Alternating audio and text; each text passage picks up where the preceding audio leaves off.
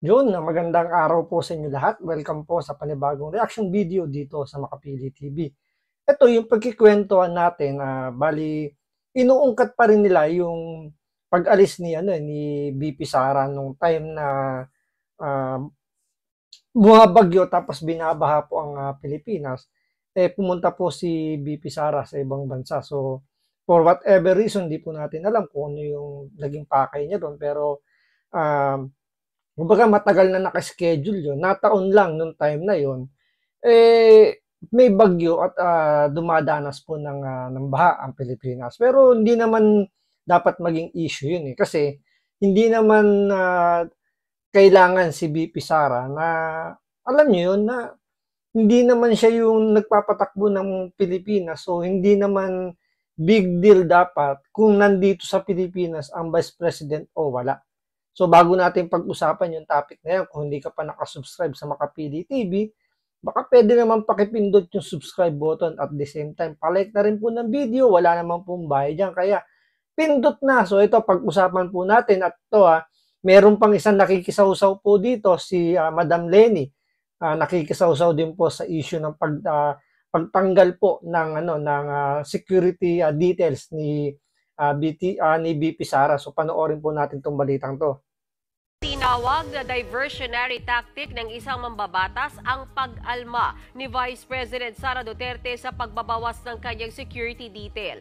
Tila inililis lang daw ng busy ang issue sa pag-alis niya sa bansa sa kasagsagan ng bagyo at habagat. Nasa frontline ng balitang yan si Marian Enriquez.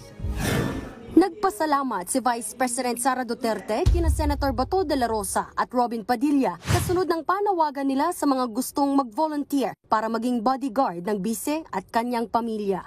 Yan ay matapos bawasan ng Philippine National Police ng 75 pulis ang security detail ni VP Sara. Sa isang pahayag, sinabi ng bise na may isang hiling lang siya sa kanyang mga taga-suporta at yan ay ang kaligtasan ng kanyang pamilya. Huwag daw sanang payagan ang anumang karahasan sa kanyang ina, asawa at 4 na anak, mapapersonal man o sa internet. Kasunod nito, iginiit ni Senator Amy Marcos na kilalang malapit kay VP Sara na kailangang maibalik sa lalong madaling panahon ang Ito kahit itong si Senator Amy Marcos, naniniwala siya na kailangan maibalik yung security personnel, yung mga security details ni Madam BP Sara, kasi tama naman siya. Second highest elected official po ang si Madam BP Sara. 'Di ba? So, kung yung presidente may mga security details, dapat ganun din yung vice president. So, sila yung dalawang highest elected official po natin. So, ano yan sa threat? Kumbaga, malapit sa threat yung mga yan. Siyempre, kapag ang presidente hindi na mag-function o sabihin natin may mangyari hindi maganda, antimano yung vice president ang papalit sa kanya. So very crucial po yung vice president. Although sinasabi nga nila dyan, spare tire lang yan. Yun na nga di ba? Dahil spare tire yung vice president, nakaabang parati yan. So whatever reason na may mangyari sa presidente natin, nandyan yung vice president para saluhin yung obligasyon ng presidente. Kaya very critical yung ginawa ng PNP na tanggalan siya ng security details. Siyempre, alam niyo na si VP Sara, anak po ni Pangulong Duterte.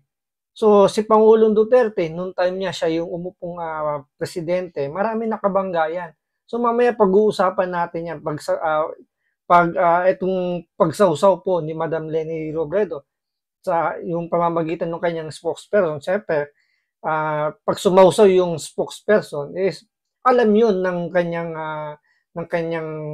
amo na i-report niya. So, mamaya pag-uusapan natin yan. Pero balik tayo rito kay Madam Amy Marcos. So, kahit siya naniniwala, kailangan dagdagan or kailangan ng ganong karaming security details yung Vice President. Security detail ng bise. Si VP Sara raw kasi ang ikalawang pinakamataas na opisyal ng bansa. Bukod dyan, isa raw Duterte si VP Sara, kaya posible raw siyang mapahamak dahil sa pakikipaglaban ng kanyang amang si dating Pangulong Duterte sa CPP-NPA. Nanawagan naman si Senator Bongo sa mga pulis na huwag magpadala sa politika at manatiling profesional. Kahit nga raw siya nakaalyado rin ng mga Duterte, binawasan din ang security detail. Wala pang bagong pahayag si PNP Chief Romel Tulad niyan, 'di ba? Yung mga nagsasalita ngayon ng mga tinanggalan ng security details, yung mga malalapit o mga kaalyado ng Duterte.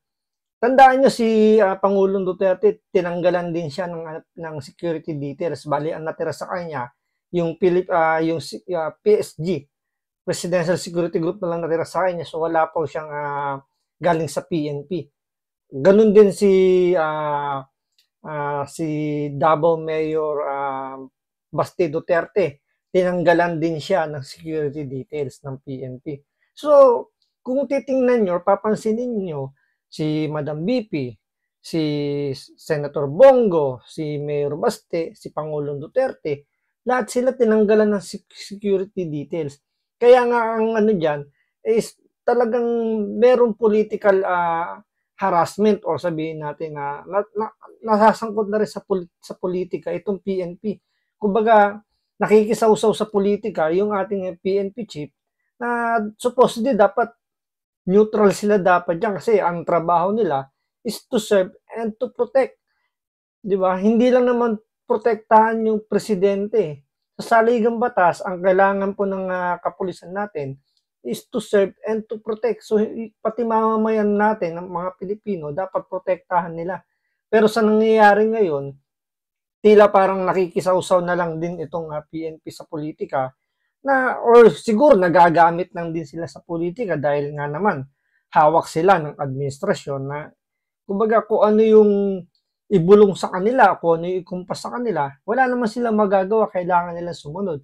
Or else, kailangan niya mag-resign kung talaga hindi niya malunok yung pinagagawa sa kanya, is much better, mag-resign na lang siya.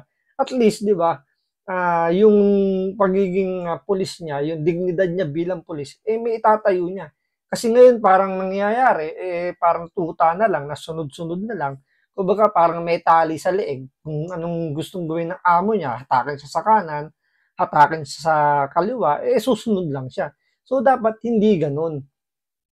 Marbil, pero dati na niyang sinabing ang pagtanggal ng security details sa ilang opisyal ng gobyerno ay para mapalakas ang pwersang rumuronda at nagbabantay sa Metro Manila. Nanindigan naman ng PNP na walang bahid ng politika ang pagbabawas ng security detail ng ilang.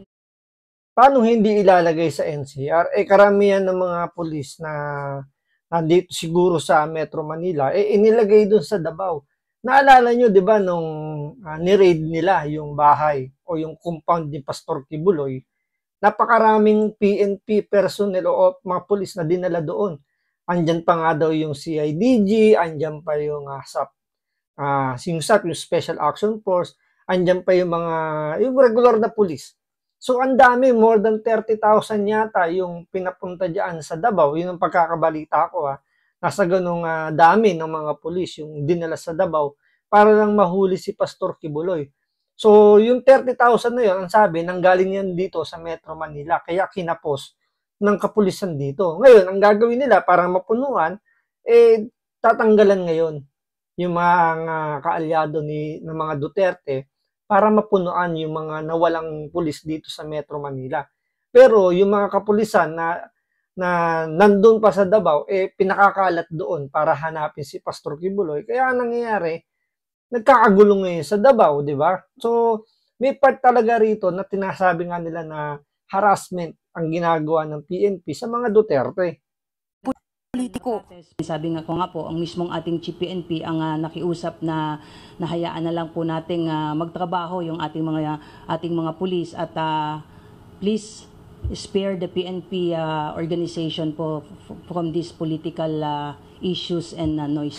Ganyan din ang tingin ng isang kongresista. Baka raw may pinagtatakpan lang si VP Sara kaya gumagawa ng issue. Baka mamaya dinadivert lang po niya yung issue dahil naalala po ninyo, siya po ay sumagot dito nung nagpumutok po yung issue na siya po ay nagpunta sa Germany sa kasagsagan po ng bagyo. Para naman sa Ito hindi ko maintindihan. Paano kaya naging politiko, paano naging congressman? Itong taong to, balikan natin ng konti. Siya po ay sumagot.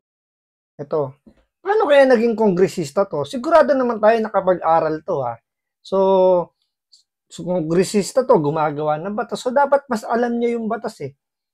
'Di ba? Ang Vice President, wala naman talagang designation na sabihin natin na designated function sa government natin. Kasi ang trabaho lang talaga sa konstitusyon natin ang trabaho lang ng Vice President is mag-antay lang na kumbaga saluhin lang yung magiging posisyon ng presidente. If ever na maging incapacitated na yung presidente natin or matanggal sa pwesto. So kung ang reason nila na diversion daw yung ginagawan para pagtakpan yung pag-alis daw yung nung kasagsagan ng bagyo, yung pagdipad ni Vice President dun sa ibang bansa. Ano bang gagawin ng Vice President dito? Ang nagpapatakbo ng bansa natin is yung presidente. Unless yung presidente natin wala nang silbi. Alam niyo yung walang silbi yung parang parang bedridden na yung hindi na niya kaya magtrabaho. So ganun muna siguro ang gawin ninyo. Paalisin niyo muna yung presidente natin ngayon. Ilagay natin presidente si VP Sara kasi kahit kami na sumusuporta kay Madam VP Sara, kung sa panahon ng kalamidad bigla siyang aalis ng Pilipinas, kahit po ako, babatikusin ko po siya. Pero dahil nga ang nagpapatakbo ng Pilipinas ngayon is si Bongbong Marcos, kahit wala po ang Vice President, dapat magpa-function ng maayos yan. Unless nga kung yung presidente natin wala nang silbi. So, doon natin batikusin. Kaya nagtataka ako, bakit itong kongresistang ito, hindi niya alam kung ano yung function ng Vice President. Maliban na lang kung parte pa rin po ng gabinete si Vice President Sara Duterte, tapos siya yung itinalaga ni Bongbong Marcos na maging caretaker, habang siya mamamasyal muna sa ibang bansa. Halimbawa, nangyari yung ngayon namasyal si Bongbong Marcos, tapos bumagyo kinabukasan, so nakalis na si Bongbong Marcos para mamasyal, tapos itinalaga niyang caretaker si Madam VP Sara. So biglang umalis din si VP Sara para pumunta sa ibang bansa. Yun, pwede natin batikusin yun kasi sa kanya ibinigay na yung katungkulan, ginawa siyang caretaker ni Bongbong Marcos. Kaso 'di ba, wala na nga sa gabinete si VP Sara, nag-resign na siya. So, ibig sabihin, wala na siyang wala na siyang say kung paano magpatakbo ng bansa natin. Ito si Bongbong Marcos. Kaya nga nakakapagtaka na itong kongresistang to, hindi niya alam kung ano yung function talaga ng Vice President at hinahanap niya, 'di ba? Sa kaalaman po ninyo, sa mga hindi nakakaalam, si Vice President Sara Duterte kahit wala rito sa Pilipinas, namigay ng tulong yung kanyang opisina. At ito pa yung maganda, habang namimigay siya yung kanyang opisina, walang tarpaulin na nakasulat or nakalagay yung pangalan niya. Kahit doon sa pinamimigay, walang nakalagay na pangalan niya. Nakalagay lang is galing sa Office of the Vice President. Kagaya ng ginagawa ni Pangulong Duterte na ayon-ayon nilalagay yung pangalan niya, yung mukha niya, doon sa pinamimigay sa taong bayan. Hindi kagaya dito sa pinamimigay nila Speaker Romualdez na merong Romualdez Rice, mga ganun, di ba? Mga pautot, yung talagang halatang politiko ginagamit yung kalamidad para magpabango, para matandaan yung pangalan nila.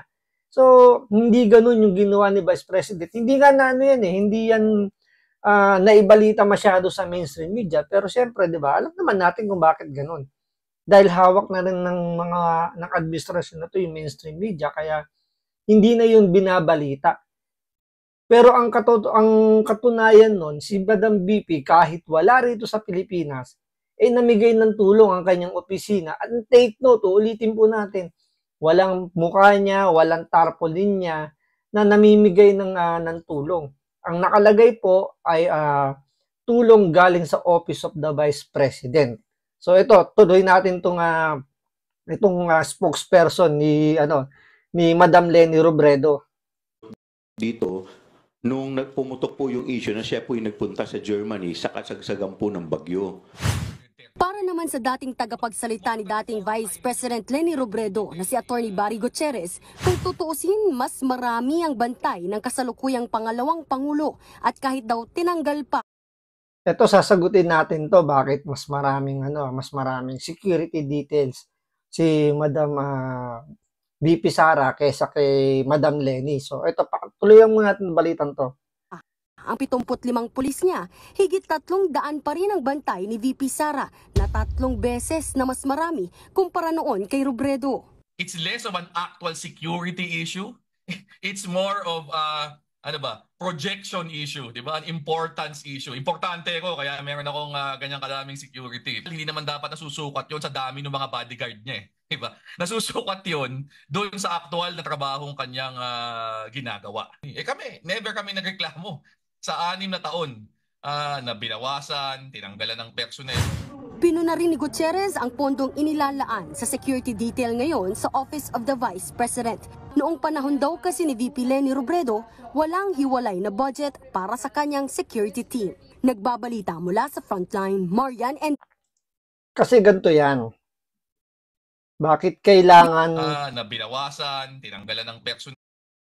Ito kasi dahilan niya bakit kailangan ni VP Sara ng mga ng ganong karami security details. Medyo para magkaroon tayo ng kumbaga rason bakit kailangan ni VP Sara ng ganong karami security details. Unang-una, si VP Sara kinakalaban din niya yung mga NPA. Pangalawa, Duterte po yan. Yung tatay niya lumaban sa mga drug lord, lumaban sa mga NPA, lumaban sa mga oligarch. So alam naman natin kapag NPA, mga drug lord, yung mga oligarch, may kakayanan niyang gumawa ng hindi maganda sa kapwa. You know what I mean? Kaya nilang pumatay para, alam niyo, gusto kating-katayang gumante sa mga Duterte dahil siyempre sa loob ng 6 na taon na hindi sila kumita. 6 na taon silang hirap na hirap kung paano dumiskarte dahil alam nila na kapag sila ay natiklo ni President Duterte, may kalalagyan sila. Di ba? Yung mga NPA na yan, di ba? Inambush dati si Pangulong Duterte. Kaya nga galit na galit si Pangulong Duterte dyan dahil may peace talk pero inambush siya. So, after mangyari yun, wala nang peace talk na nangyari. Diba? Pinapulbos niya yung mga NPA na yan. Kaya galit na galit din yan. So, kaya yan yung dahilan bakit ganun karami yung security details ni Madam VP Sara Duterte. Ngayon, bakit konti yung kay Madam Leni? Unang-una, hindi naman niya kinalaban ang mga drug lord. 'Di ba kasi ayaw nga nila ng yung diskarte ni Pangulong Duterte. Gusto nila pakiusapan. Ayaw nila na may tumitimbwag diyan. Ang gusto nila, ang mas tumitimbwag diyan ay yung mga inosenteng tao. Ayaw nilang nakakamti yung mga drug lord, yung mga drug pusher, mga drug addict na yan. Yung mga NPA, 'di ba? Hindi naman nila kinakalaban yan Kung tutusin nga, parang kaalyado pa nga nila yan, di ba? Every time mag-request ng peace talk ng mga NPA, pinagbibigyan nila lagi. Kaya ngayon lagi inirereklamo ng mga kasundaluhan natin, ng mga kapulisan natin, na bakit kailangan nating mag-ceasefire or magkaroon ng peace talk. Tinatarantado rin naman tayo nito mga NPA na to. Kahit na may peace talk, uma-atake sila, nagpapalakas sila ng kanilang puwersa. So, binibaby yan ng mga dilawan. Yung mga oligarko, di ba? Pangulong Duterte, nung pag-upo niya, pinagbayad niya yung mga oligarko dyan. Di ba? Andyan yung sila Lusutan, yung Mighty Corporation, may mga basta malaking kumpanya na hindi nagbabayad ng tax nung panahon ni Pinoy. Pero pinagbayad ni Pangulong Duterte. Siyempre, galit na galit din yung mga yan. So, kaya kailangan ni VP Sara ng security details. Pero nung panahon ni Pinoy, hindi naman nila yan pinagbabayad. Kaya parang kachokarat pa nga nila yung mga yan So, yan yung dahilan bakit kailangan ng mas maraming security details ni VP Sara. Kasi nga, nilalabanan nila yung mga salot ng lipunan. Tandaan nyo, NPA, dineclare na nga terorista.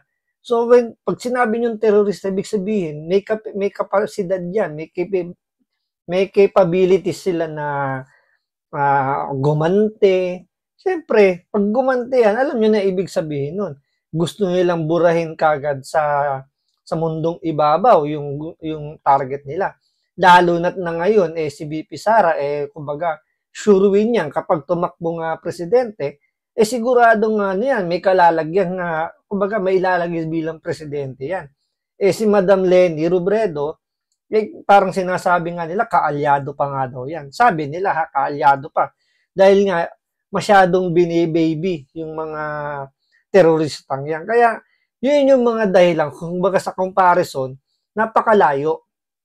Di ba? Napakalayo ng threat na sinasabing kinakaharap ni VP Sara sa kinakaharap ni Madam Leni. Yung Madam Leni, wala namang threat dyan eh. Nakikipagkwentuhan pa nga sa mga NPA siguro yan eh. Or sabihin natin, kumbaga, baka pag may sila dyan, yung tawag dito, yung nangangampanya, baka nga binibigyan pa sila ng security.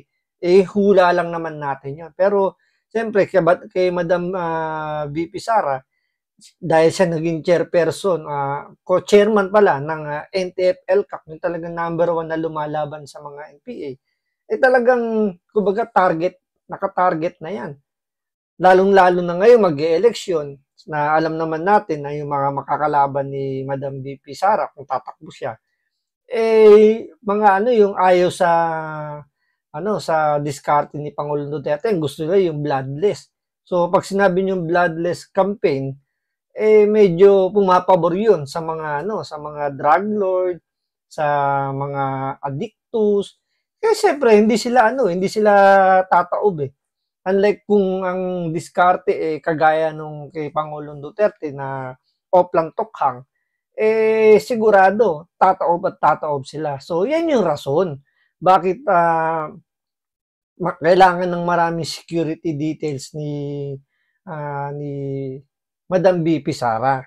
Kaya huwag na kayong magtaka kung bakit ganun karami. Kasi marami nga silang binangga, especially si Pangulong Duterte, marami silang binangga para mapaganda or umayos yung yung lipunan natin.